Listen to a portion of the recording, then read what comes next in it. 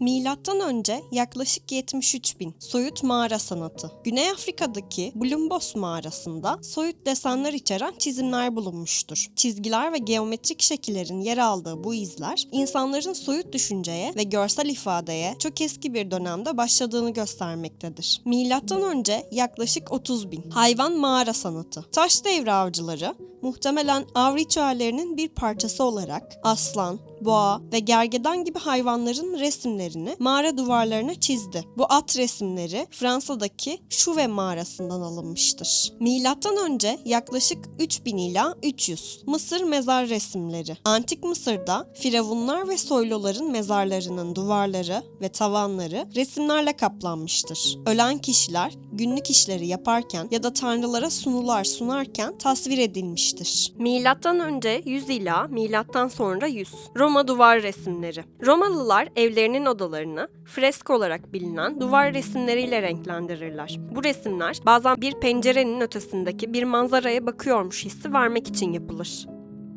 Milattan sonra 960 ila 1279 Çin manzara resimleri. Çin'de Song Hanedanı döneminde sanatçılar genellikle dağlar veya su temalı güzel manzara resimleri yapardı. Bu eserler doğaya duyulan sevgiyi ifade eder. Milattan sonra yaklaşık 1100 Ortaçağ ikonları. İkonlar İsa gibi kutsal Hristiyan figürlerinin resmedildiği tasvirlerdir. Bu ikonlar Doğu Avrupa ve Asya'da uygulanan bir Katolik mezhebi olan Doğu Ortodoks Hristiyan Kilisesi'nde yaygındır. Milattan sonra yaklaşık 1305 İtalyan freskleri. İtalyan sanatçı Giotto, dini fresklerden oluşan bir dizi resim yapar. Bu duvar resimleri yaz sıva üzerine kurumasından önce yapılır. Giotto'nun freskleri daha önceki Ortaçağ sanatındaki sert ve düz görüntülerden farklı olarak daha yumuşak ve gerçekçi bir üslupla dikkat çeker. Milattan sonra yaklaşık 1430 yağlı boyayla resim. Pigmentlerin keten tohumu veya ceviz yağıyla karıştırılmasıyla yapılan yağlı boyalar Avrupa'ya muhtemelen Asya'dan gelmiştir. Yağlı boyayla resim yapan ilk Avrupalılardan biri Flaman ressam Jan van Eyck.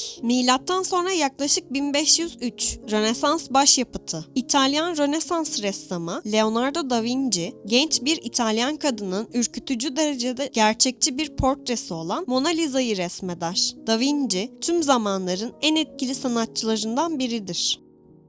1601 Barok resim. Işık ve gölgeyi dramatik şekilde kullanma ve derinlik perspektifi barok sanat tarzının tipik özellikleridir. Caravaggio'nun Emmaus'ta akşam yemeği eseri İsa'nın dirilişinden sonraki anını gösterir. Milattan sonra yaklaşık 1610 ila 1620'ler Babür minyatürleri. Hindistan'da Babür İmparatorluğu'nun yükselişiyle birlikte renkli ve detaylı minyatür resimler popüler hale gelir. Bu minyatürler kitap illüstrasyonları, kişisel portreler veya sanat albümlerinde saklanmak amacıyla yapılır. 1642 Hollanda Altın Çağı. Hollanda'nın refah dönemi olan Altın Çağı'nın en ünlü ressamı Rembrandt'tır. Onun Gece Devriyesi adlı tablosu dönemin sanatına özgü zengin renkler ve gerçekçi detaylarla doludur. 1700'ler tarih resmi. 18. yüzyıl Avrupa'sı ve Amerika'sında geçmişe dönük neoklasik bir tarzla resmedilen tarihten büyük sahneler veya Yunan ve Roma efsanelerinden sahneler popüler konular arasında yer alır. 1780 ila 1850 Romantizm. Romantizm döneminin sanatçıları doğadan ve doğanın onlara hissettirdiklerinden ilham alırlar. Britanyalı ressam Turner, özellikle 1830 tarihli Savaşan Tay Mirror eserinde görüldüğü gibi gün ışığının parıltılı etkilerini betimlemedeki ustalığıyla beğeni toplar. 1860 ila 1890'lar Empresyonizm. Paris'teki sanatçılar günlük yaşam sahnelerini açık havada resmederler. Bunu stüdyoda eskizlerden ziyade doğrudan ve spontane bir şekilde yaparlar. Bu sanatçılar empresyonistler olarak tanınır ve Monet, Renoir ve Degas gibi isimleri içerir. 1886 ila 1905 Post-empresyonizm. Van Gogh,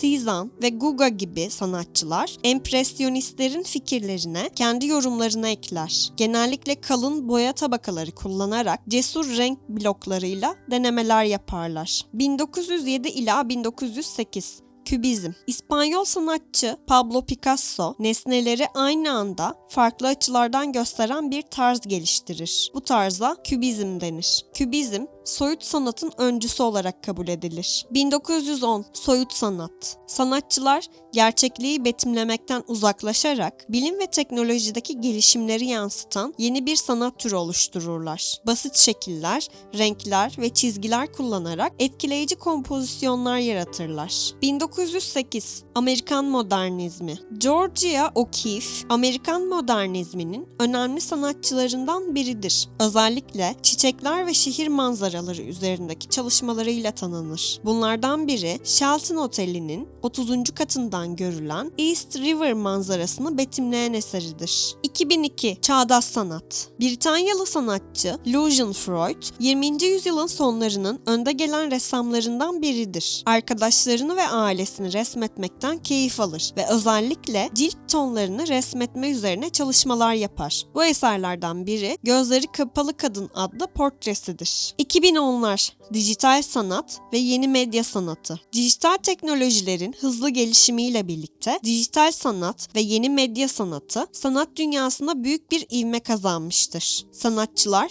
dijital araçlarla animasyon, dijital çizim, foto manipülasyon ve artırılmış gerçeklik gibi yenilikçi teknikler kullanarak eserler üretmeye başlamışlardır. Bu dönem geleneksel sanattan dijital medyaya doğru geçişin hızlandığı bir dönem olarak kabul edilir. 2014 NFT ve blok zincir sanatı. Blok zincir teknolojisinin sanat dünyasına entegrasyonu, sanat eserlerinin dijital olarak alınıp satılmasını mümkün kılmıştır. Özellikle NFT'lerin popülerleşmesiyle sanatçılar dijital eserlerini blok zincir üzerinde benzersiz bir şekilde satışa sunabilmişlerdir. Bu teknoloji dijital eserlerin sahipliğini kanıtlama ve sanatçılara doğrudan gelir elde etme imkanı tanımış ve dijital sanatta devrim yaratmıştır. 2015 ila 2020 yapay zeka ile sanat. Yapay zeka algoritmalarının kullanımı sanatta yeni bir dönem başlatmıştır. Sanatçılar yapay zeka programlarını kullanarak kendilerine ait olmayan bir estetik dil geliştirebilmekte ve makinelerle ortak çalışmalar yapabilmektedir. Bu dönemde yapay zeka tarafından üretilen ilk sanat eserleri ortaya çıkmış ve müzayedelerde yüksek fiyatlarla alıcı bulmuştur. Bu durum sanat ve teknoloji arasındaki sınırların yeniden tanımlanmasına yol açmıştır.